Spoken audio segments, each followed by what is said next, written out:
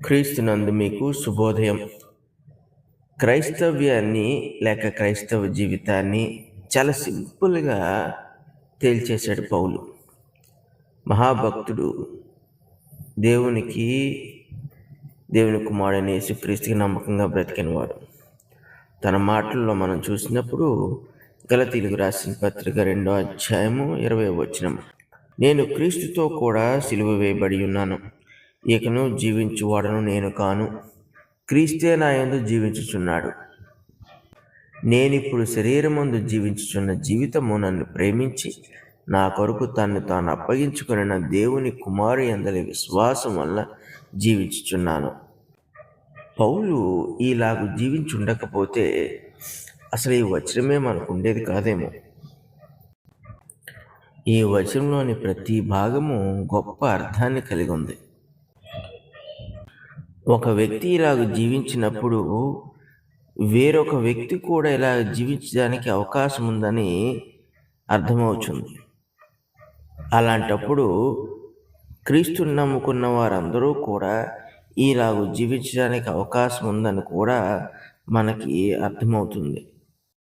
అయితే అతడు ఏ రీతిగా అయితే జీవించాడో ఆ రీతిగా జీవించడం అనేది ఇక్కడ ప్రామాణికం.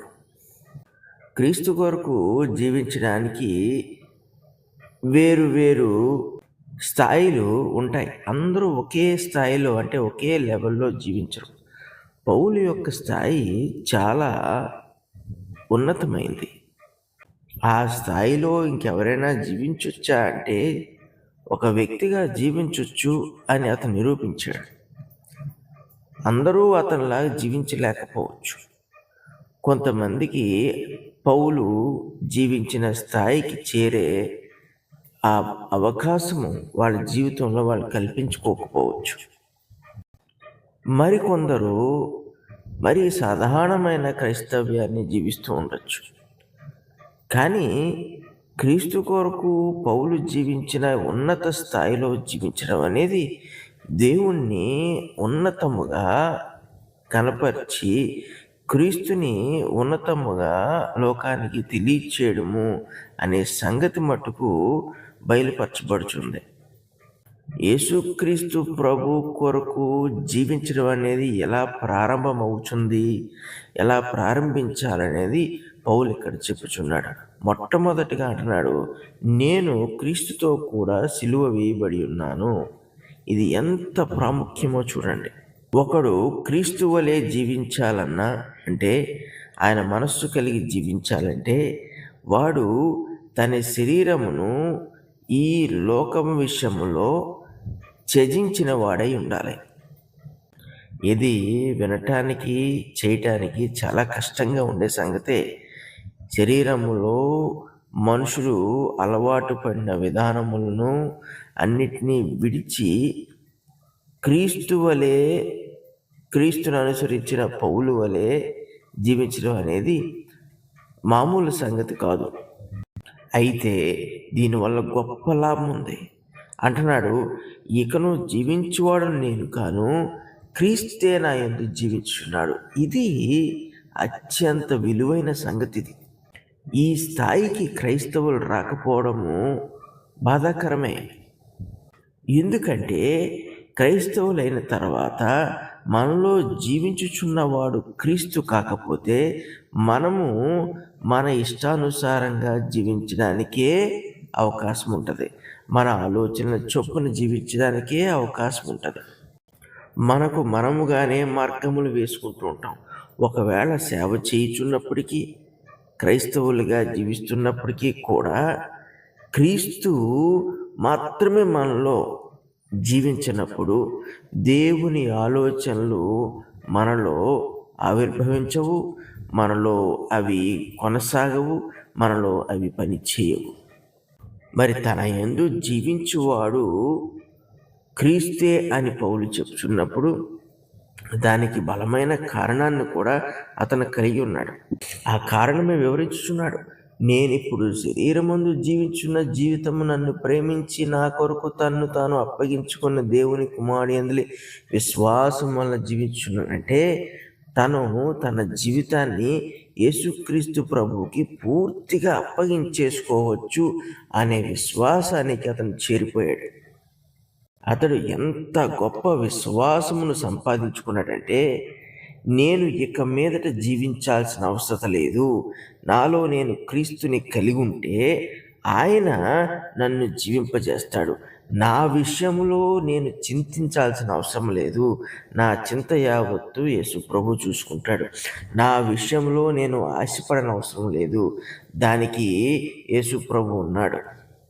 నేను అనేక సంగతులను మనస్సున కలిగి జీవించాల్సిన అవసరం లేదు, యేసు ప్రభు నా యందు ఉన్నాడు. కాబట్టి ఏ ఏ సంగతులు నా జీవితంలో నెరవేర్చబడితే అది దేవునికి మహిమగా ఉంటుందో వాటన్నిటినీ ఆయనే నెరవేరుస్తాడు. ప్రతి విషయంలోనూ కూడా క్రీస్తే నా యందు జీవిస్తున్నప్పుడు నేనుగా నా కొరకు నేను జీవించాల్సిన అవసరం లేదు అని చెప్తున్నాడు. ఎందుకంటున్నాడంటే, మరి శరీరమందు జీవించున్న జీవితము నన్ను ప్రేమించి నా కొరకు తన్ను తాను అప్పగించుకుని అంటున్నాడు. యేసు ప్రభు పౌలు విషయంలో అయితే పౌలుని ప్రేమించి పౌలు కొరకు ప్రభువు తన్ను తాను మరణానికి అప్పగించుకున్నాడు. ఈ సంగతి పౌలు అనుభవపూర్వకంగా తెలుసుకున్నాడు. క్రీస్తు తన యందు జీవించుచుండటం వలన ఆయన పౌలుని ఎంతగా ప్రేమిస్తున్నాడో పౌలు అర్థం చేసుకోగలిగాడు. ఒకవేళ ఈ సంగతి అతని జీవితంలో చోటు చేసుకోకుండా ఉంటుంటే యేసుక్రీస్తు ప్రభు యొక్క పరిపూర్ణమైన నిజమైన ప్రేమను పౌలు ఎన్నటికీ రుచి చూచుండేవాడు కాడు. ఆయన ఎంతగా పౌలును ప్రేమించాడు కాబట్టి పౌలు ప్రభువే తన జీవితంలో జీవిస్తే సరిపోతుంది అనే నిర్ణయానికి రాగలిగాడు. ఇందువలన అతడు పాపమును, శరీరేచ్ఛలను, శరీర సంబంధమైన ఆలోచనలను అన్నిటినీ కూడా జయించగలిగాడు. ఇదంతా కూడా ప్రభు యందు విశ్వాసం అని ఉన్నాడు.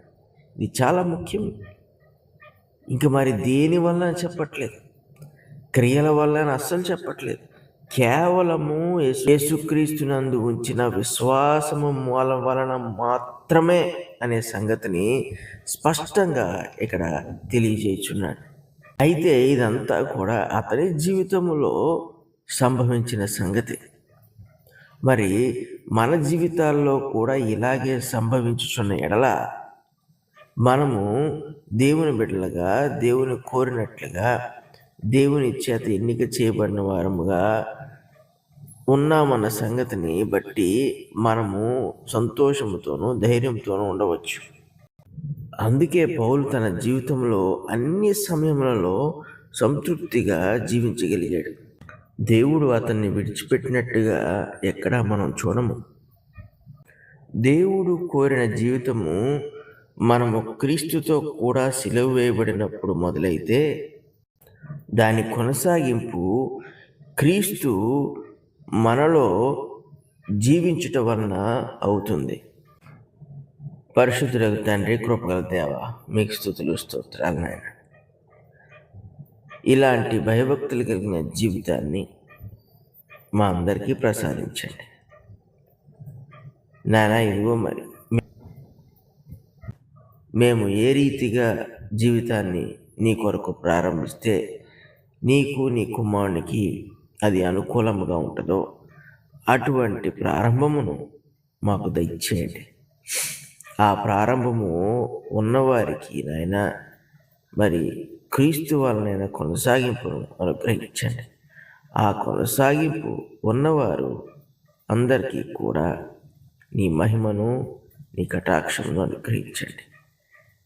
నీ దయతో మమ్మల్ని నడిపించుమని యేసు పరిశుద్ధ నామమున అడుగుచున్నాము తండ్రి. ఆమేన్.